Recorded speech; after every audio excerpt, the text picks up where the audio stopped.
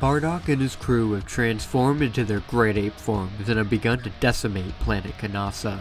With their power, they're able to kill almost the entire population in just one night. Once the full moon goes down, the Saiyans regain their normal forms and lounge around happy about the progress that they made. That is until one of the Kanasans awakens, one with a large power. The Saiyan crew are on guard instantly, but the Kanasan saying that it's fine if they kill him, but they need to at least hear him out first, as the survival of their people depends on it. Toma is about to step forward and erase the creature right away, but Bardock surprisingly puts his arm out to stop him. This shocks the entire crew, as why is Bardock of all people not killing this guy right away? Bardock doesn't admit it to his crew, but he's been having a weird feeling about Frieza lately. A feeling that doom is inevitable to their race, and Frieza is the cause. So when this guy said the survival of their race depends on it, he actually wants to hear him out. The Kanasan says that he's seen the Saiyans' future, and that it's as dark as theirs. They will all die alongside their home planet to a small flat-horned demon, killing their king with a beard and spiky hair. And then the planet. And this news shocks the crew, as these guys shouldn't have that kind of technology to know about Frieza and Vegeta. Is it possible that this guy really can see the future? The Kanasan says that he saw the future about them coming to the planet, but by then it was too late and now everybody's dead. However, if the Saiyans all work together, they could kill Frieza. Bardock sticks his hand out, asking him why he's telling them all this. The Kanasan says that they aren't truly the ones who destroyed his home.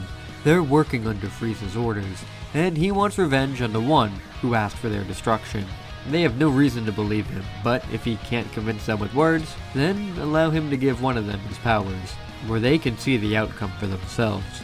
Bardock slowly steps up, saying he better not try anything, but the Kanasan simply asks him to punch him through his chest, as it'll give him the power.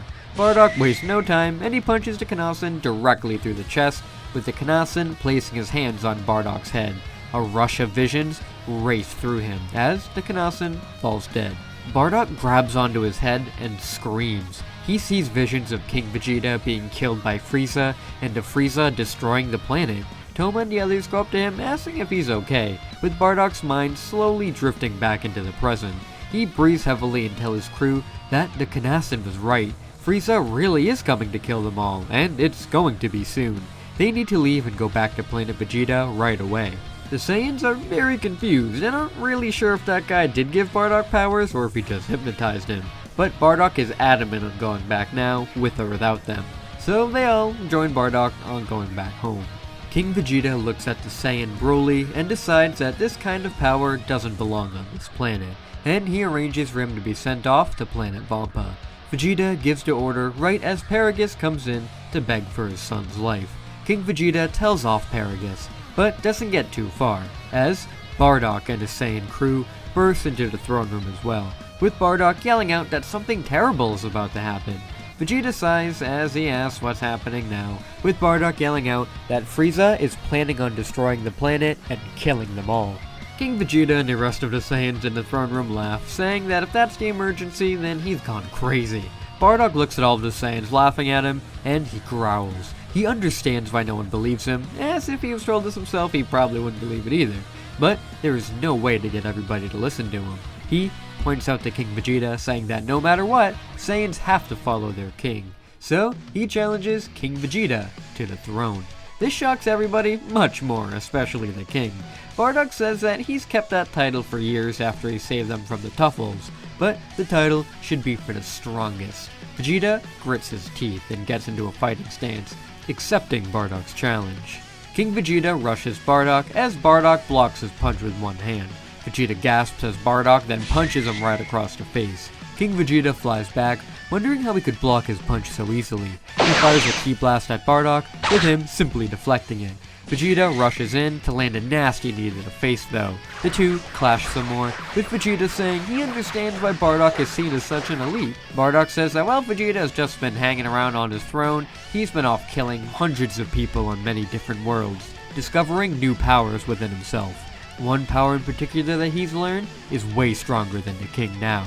Bardock powers up, blowing the king off with him. which damages the king greatly. Vegeta pours the rest of his power he has into a single attack, ready to launch it at Bardock and end this. However, Bardock is too fast for him, knocking him with a blow right to the face before the blast can be launched. Vegeta collapses as Bardock walks over and rips his pendant off, saying it's over, and that he is now the king of all Saiyans.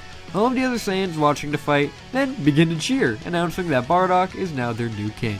Bardock sits on the throne, telling the others that they will have to listen to their orders even if they may sound odd. If he's wrong about everything, then they can dethrone him and kill him, but for now, they need to listen, as the survival of the Saiyans depends on it. First off, they need to make sure that Frieza doesn't find out that Bardock became king, and that they will kill each of Frieza's men here to make sure that they don't blab to Frieza about what they're doing. The Saiyans go out capturing and killing the Frieza soldiers on the planet, making it seem like everything is normal to the tyrant. No extra Saiyan is sent off the planet, meaning that Kakarot gets to stay on Vegeta with his family. Prince Vegeta, Nappa, and Raditz are already off-world, but Bardock can tell in his visions that they won't need their help for taking down Frieza. The ex-King Vegeta is a proud warrior, and instead of going off in a fit of rage like his son would, Vegeta decides to work with Bardock to make sure that their plan to end Frieza for good would work. Frieza and his men begin to get suspicious of how nice everything seems to be going on the planet. So, Frieza makes his plan to kill the Saiyans go into action now, and he and his forces begin their journey to the planet.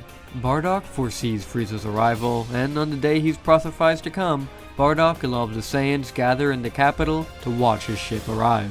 While they wait, Pyragus thanks Bardock for saving his son from Vegeta, with Bardock telling him not to mention it. He's foreseen the kid's future, and they're going to need his power if they all want to live.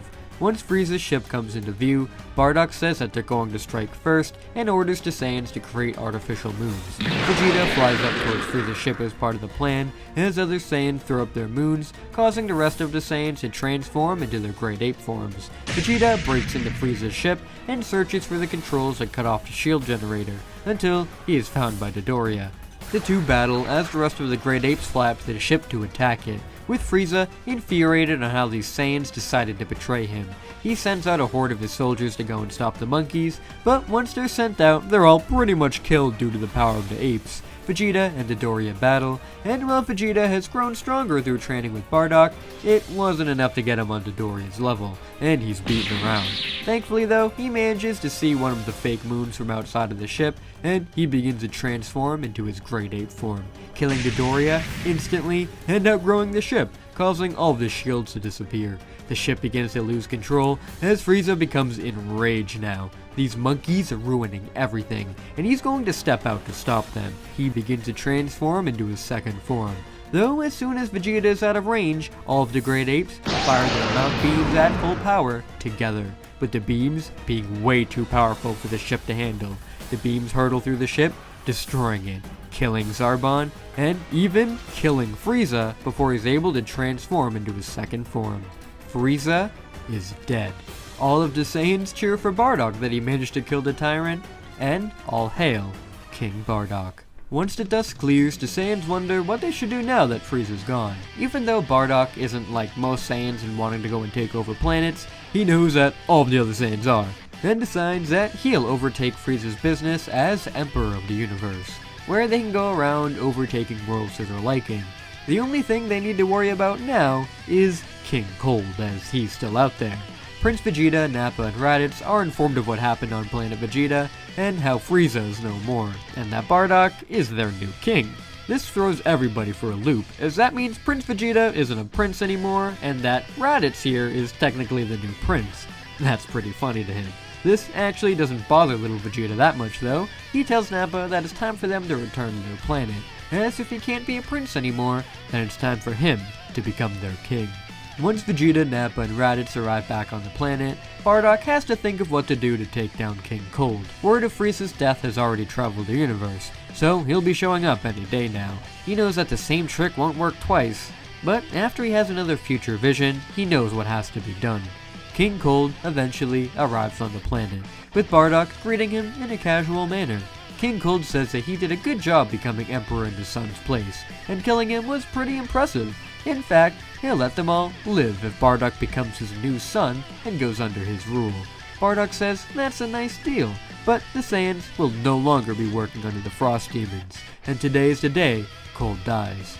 Cold laughs, saying at least Bardock isn't a fool, though, detecting his power level, he knows that it's nowhere near him in power. How does he expect to defeat him? Bardock points out that he's not going to be the one to kill him, this kid is. And he points a finger over to Broly. Paragus and Broly are shocked, not understanding what the king is saying. Bardock then signals for Fasha to do it as she blasts a hole through Paragus' chest, killing him instantly. Paragus collapses to the ground as Broly leans over his father, yelling at him to get up. Bardock yells out, asking King Cold how he could do that, which is pretty confusing to him. At hearing that King Cold killed his father, Broly explodes in rage. He powers up, and his energy destroys all of the scouters around. Broly transforms, bulking up in size and achieving the legendary Super Saiyan form as a child. This power shocks everybody, as Broly rushes in and begins to beat down on King Cold. Cold tries his best to fight back, but Broly is too savage and powerful, with Cold's punches doing absolutely nothing on the young Saiyan. Broly tears through King Cold, killing him, and then begins to go on a rampage. The ex-King Vegeta asks Bardock what he was thinking unleashing Broly like this, as he tried to send him away for this very reason, but Bardock calms him down. Broly then collapses to the ground, his small body having given out due to all of that power. Bardock says that at Broly's age now, he's strong enough to kill them all, but has no control over it. He foresaw that he would only succeed in killing King Cold, and now he's not a threat to them. Well, that is, until he wakes up. But that's what this shock collar is designed for that his brilliant scientist created for him. With Broly under Bardock's control, he now fully takes control of the Empire. He is a great, ruthless king, with his sons growing up and becoming great battle-hungry Saiyans. They grow close together and are well respected as they are now, the new Saiyan rulers after all. Little Vegeta has been training with Nappa to try and overcome Bardock in power, that way he can become ruler as well. But no matter what he does, Bardock always seems to be one step ahead of him, always beating him in the end. This enrages little Vegeta to no end, and he abandons training with Nappa and goes off to train brutally by himself, that way he can achieve a power to usurp Bardock. One day, Raditz and Kakarot are tasked with going to a planet to overtake it and sell. This planet is one Bardock's had his eyes on for a while now, and it's one that should sell quite well. Earth. Raditz and Kakarot go off to overtake this planet as Broly has escaped his chains from Bardock and has begun his journey back to Vegeta for revenge against him.